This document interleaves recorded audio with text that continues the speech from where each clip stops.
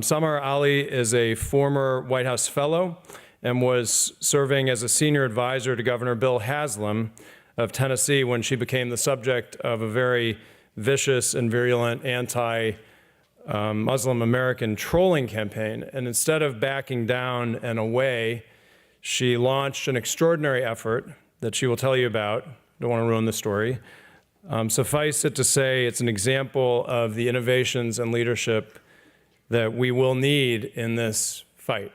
Again, the thesis that we are here about is that just as extremism has emerged from within democracy, democratic norms and institutions can and must be marshaled to overcome it, and that is the work of leaders among leaders, and that is our topic today.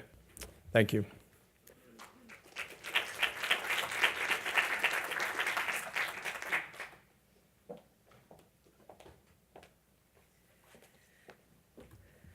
Well, thank you, Mike, for that kind introduction and also for having us here today. What happened in Charlottesville, I remember exactly where I was. I was actually in London when I was watching it happen on television, and it shook me at my core.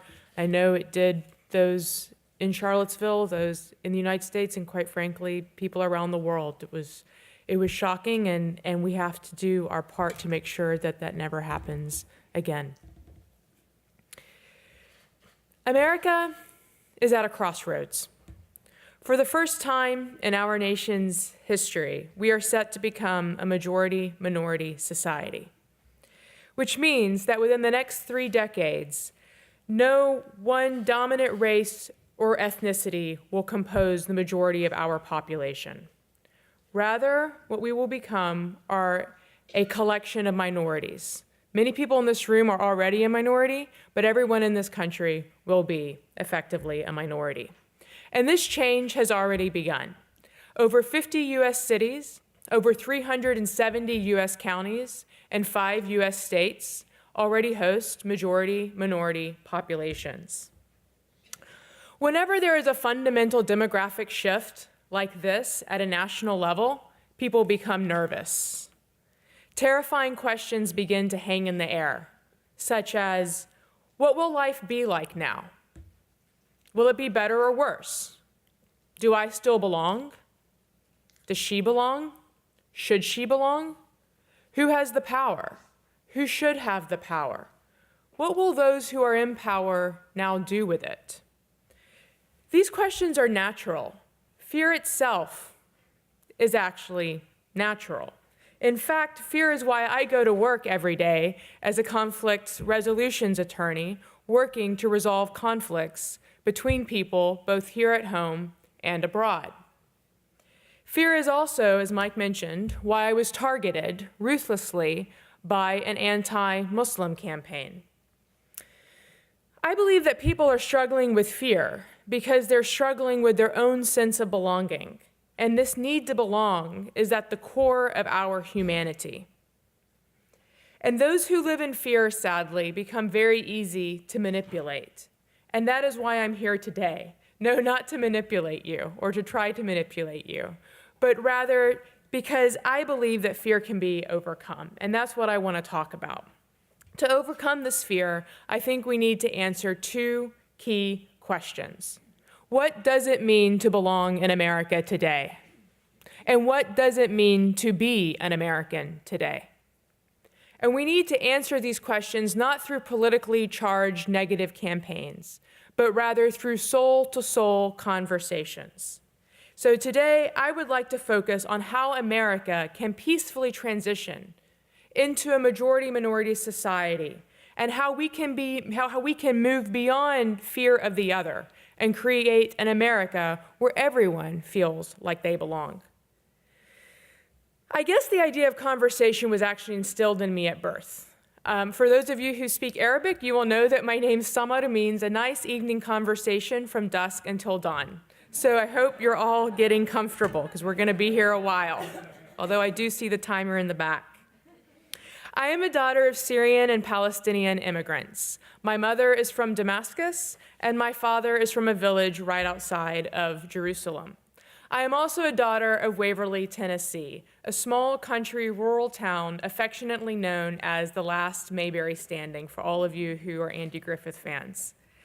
As a young Muslim, I was first enrolled in a Baptist school, and then, actually a Southern Baptist school, and then a Catholic school.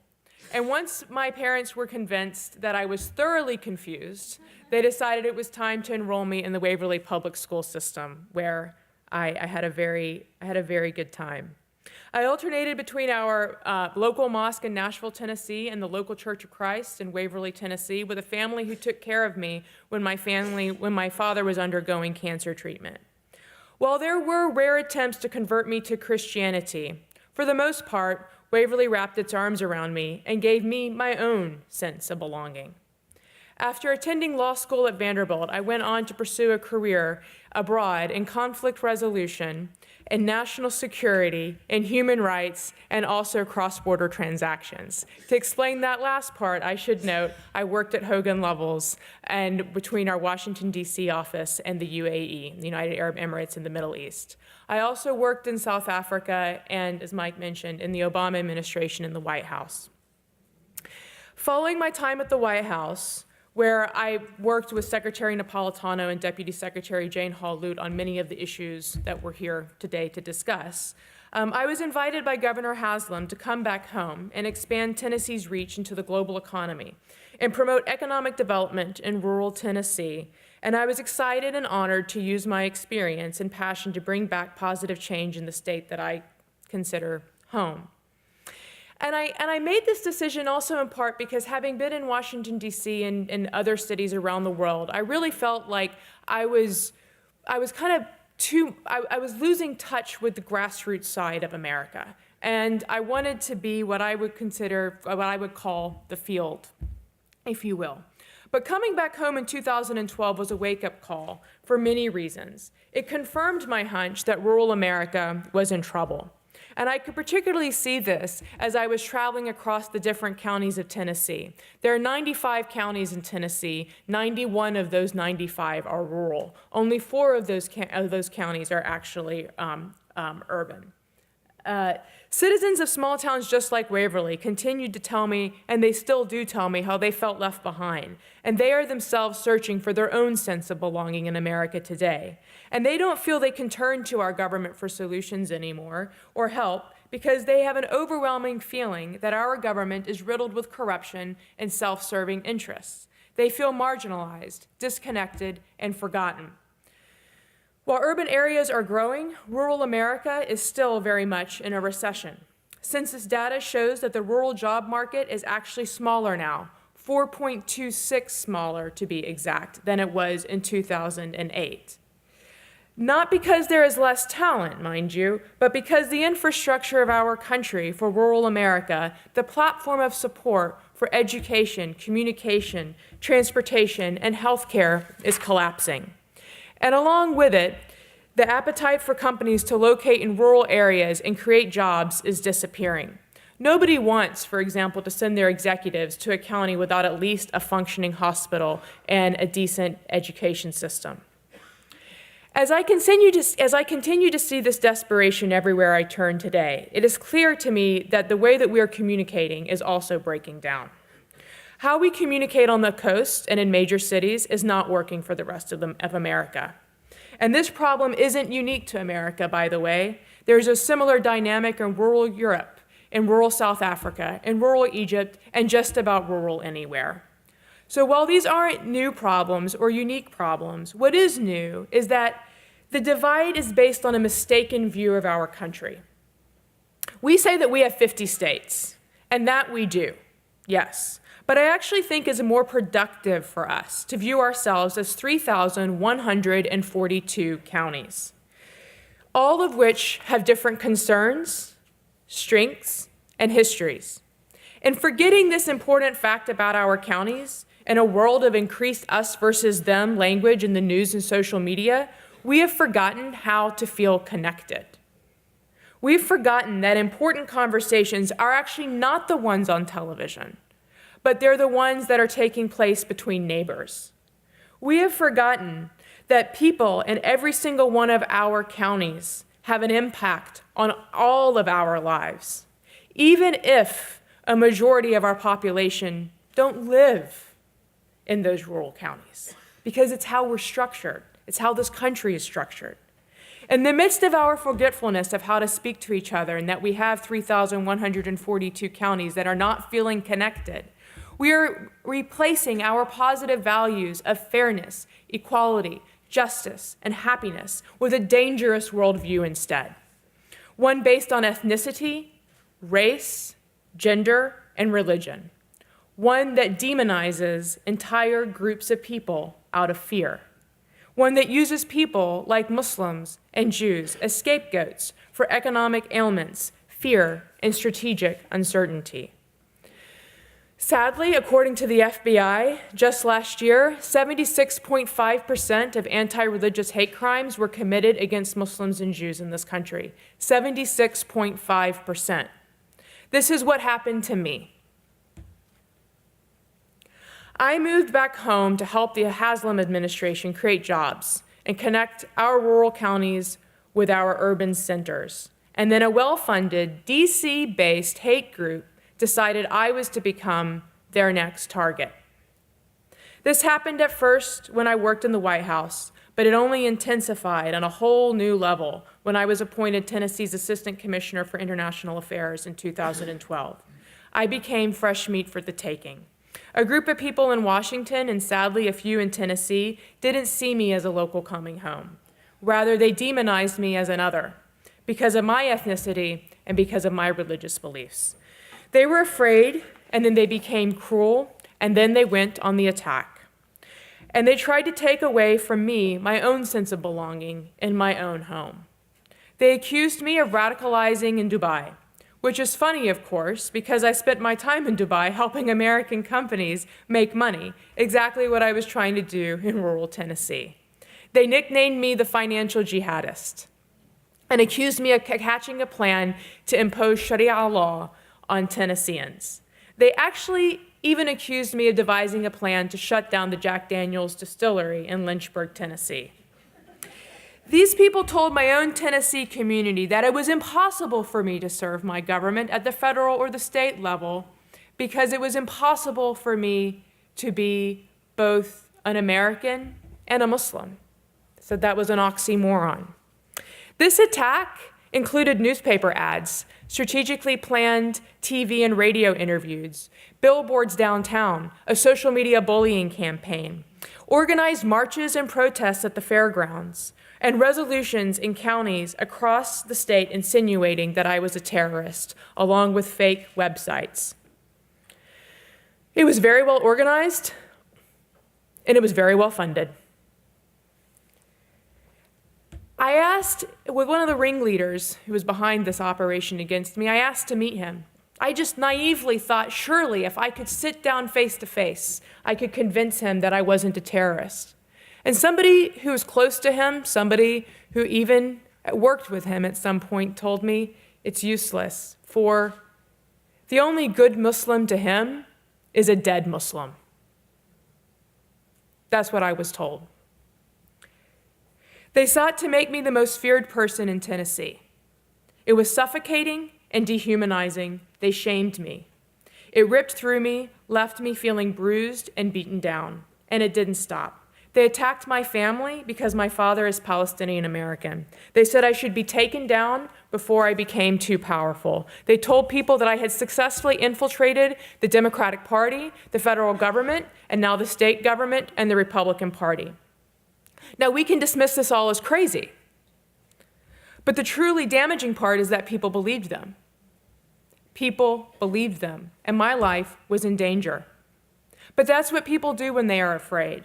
The fear about belonging and status caused people to look to someone to blame. It doesn't make it okay, but it is the truth. They seek out fraternity and a mission. For too many, that mission in this instance was to eradicate the one that they saw as the other. And this is when I started receiving death threats because of this fear-mongering campaign. Someone actually thought it was clever to sign their death threats with the pen name Jack the Ripper.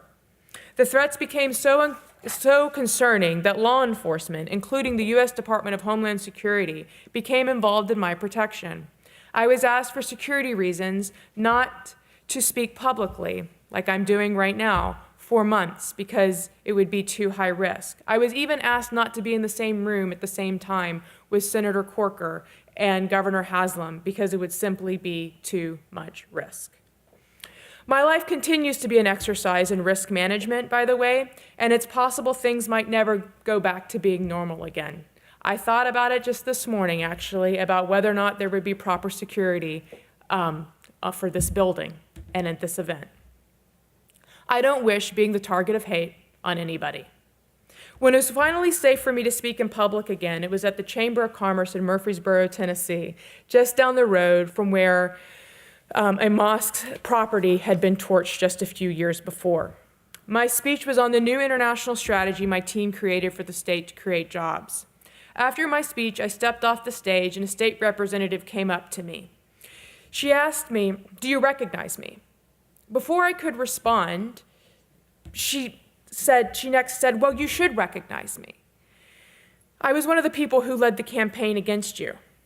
I braced myself for the worst, but it didn't happen. Instead, she said, "I wish I would have met you before I did all of that because you don't seem like a terrorist. You seem like one of us." She asked me the fear still inside of her, very confused, and then she looked down at her shoes almost as if she was struggling with her own shame. And she said, you don't really believe in that book, that Quran. I mean, you don't associate yourself with those people, those Muslims. I mean, you can't. You seem so normal." And I took a step back and I said, "Yes, ma'am, I do in fact associate myself with those people, those Muslims. I am one. Just as I proudly associate myself with you as a Tennessean and also as a Southern woman." My first instinct was remembering the pain of those attacks and the damage it caused my family, and I was frustrated and upset, filled with emotion. She had declared me an enemy of the state, and now was standing in front of me, confused and afraid of the part of me she didn't understand. She didn't see that I was a Tennessee native, a graduate of Vanderbilt, a student of the law, and a passionate believer in the U.S. Constitution and the American promise, that promise that we all belong. In that moment, standing there face to face with my accuser, I decided this was an opportunity. So I said to her, "Ma'am," which is what we say in the South, "I think the disconnect is that what I know the Quran says, what I believe the Quran says, and what you've been told it says are two totally different things. And that's the conversation which we should be having." Following that initial conversation, I began meeting and having coffee with several of my accusers over at the Tennessee General Assembly. And through those conversations, we realized that we actually have a lot in common as fellow human beings and as fellow Americans and as fellow Tennesseans. When we have some more time, I'll tell you more about that. Ladies and gentlemen, it didn't take a profound personality or a stack of contrary evidence to convince the members of the legislature that I wasn't a terrorist or an enemy of the state. All it took was seeing me face to face. All it took was a person-to-person encounter. And that's why I'm starting the 1 Million Conversation campaign. It's time for us to get back to basics and rediscover together what makes this country so special, to move beyond tribal divisions, to find the strength of our individual selves in the collective. We all have to talk openly about American values, those values of freedom of speech, individual freedom, love of family and community, hard work, freedom of worship, and separation of church and state. Conversations rooted in principles with the right messengers can break through tribal divides. When people are centered around principles, they think deeper, they listen more, they judge less, and they feel a responsibility to each other, including the other. And in addition to these initial conversations, we are designing a program called the Democracy Network, which will eventually have a chapter in each county, each one of those 3,142 counties. And it's purposely designed to transcend partisanship and restore agency, county by county. This is how we will move from thin agreement to thick agreement, How we design dialogue processes on a county-by-county basis is just as important as what is discussed in those meetings. That is why our Democracy Network program is deliberately structured in a way that is sustainable and involves 2 facilitators in each county. And each one of those facilitators will already be trusted by their respective communities. It's very important for neither one of those facilitators to be viewed as hyperpartisan. Each facilitator will be trained at the historic Highlander Folk School Library and site in Grundy County, Tennessee, where the likes of Rosa Parks and Martin Luther King Jr. once passed through at a critical moment in our nation's history. The power of this country does not lie in the grandiosity and ceremony of Washington, D.C. Rather, it lies in the power of ordinary citizens and their communities. That's why I moved back home. American power comes from the ground up. As Peter Seeger noted about this historic site, the historic Highlander Folk School Library, that little library is the Washington Monument of what this country is truly about. Differences should not be something that we fear. It is a part of us. I am me because of you. You are you because of me. Ubuntu. This is the common ground that we can celebrate and reclaim as Americans. We all crave that sense of shared identity as human beings, to truly feel and know that even in our diverse environment, that we all belong. I believe our 1 Million Conversations effort and our Democracy Network will be a model for the rest of our country to follow as we become a majority-minority country. Imagine how much impact we can have if we all do this together. This is more than a campaign to address the challenges of facing American Muslims like myself. It's a campaign to provide the thought leadership all of America needs to redefine and strengthen our sense of community. People filled with fear spent millions of dollars to shame and accuse me. But all it took was a single conversation to turn a once closed, angry, militant heart towards me. Intentional conversations work, and they bring us back to our country's motto, E pluribus unum, out of many, one. I'm not standing here for myself today.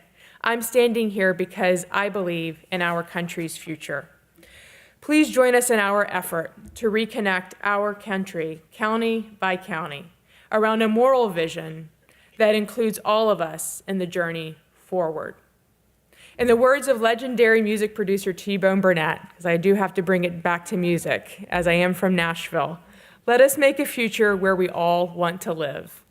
Let us make a past that we finally don't have to forgive. Thank you.